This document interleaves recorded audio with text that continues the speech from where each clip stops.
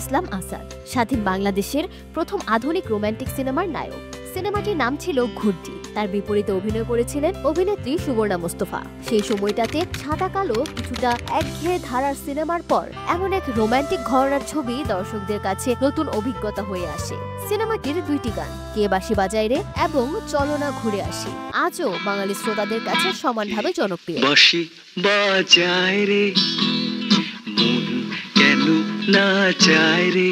খুব বেশি সংখ্যক সিনেমায় কাজ না করেও রাইসুল ইসলাম আসাদ নিজেকে প্রমাণ করেছেন অভিনয়ের এক অনন্য শক্তি হিসেবে। তিনি যে কটি ছবিতে প্রধান চরিত্রে অভিনয় করেছেন তার বেশিরভাগই বাংলা সিনেমার ইতিহাসে মাস্টারপিস হয়ে আছে।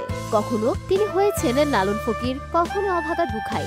লাল সালু ছবিতে তার মজিদ চরিত্র কিংবা পদ্মা নদীর মাঝিতে কুবের, প্রতিটি চরিত্রই বাংলা চলচ্চিত্রের ইতিহাসে অনন্য অবদান হিসেবে বিবেচিত। এছাড়া তিনি আমার বন্ধু রাশেদ, হঠাৎ বৃষ্টি, মনের মানুষ প্রভৃতি জনপ্রিয় ছবিতেও বিশেষ চরিত্রে অভিনয় করেছেন।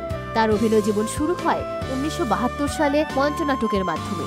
পরের বছর অর্থাৎ 1973 সালে এবার তোরা মানুষ হ সিনেমার মধ্য দিয়ে চলচ্চিত্রে অভিষেক হয় তার।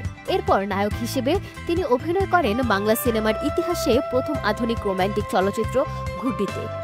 শুধু দেশীয় চলচ্চিত্রেই নয়, তিনি পতঙ্গ নামের একটি হিন্দি সিনেমাতেও কাজ করেছেন। সিনেমার পাশাপাশি টেলিভিশন নাটকেও তার অবদান অসামান্য। অসংখ্য জাতীয় চলচ্চিত্র পুরস্কার বিজয়ী এই গুণী অভিনেতা আজও সমান তালে অভিনয় করে যাচ্ছেন। আর সাম্প্রতিক চলচ্চিত্রগুলোতে তার প্রাণবন্ত উপস্থিতি দর্শকের প্রশংসা কুড়িয়েছে। রাইসুল ইসলাম আসাদ শুধু একজন অভিনেতা নন, তিনি বাংলা চলচ্চিত্র ও নাটকের জীবন্ত কিংবদন্তি। আমরা এই গুণী শিল্পীর দীর্ঘায়ু ও সুস্থ জীবন কামনা করি।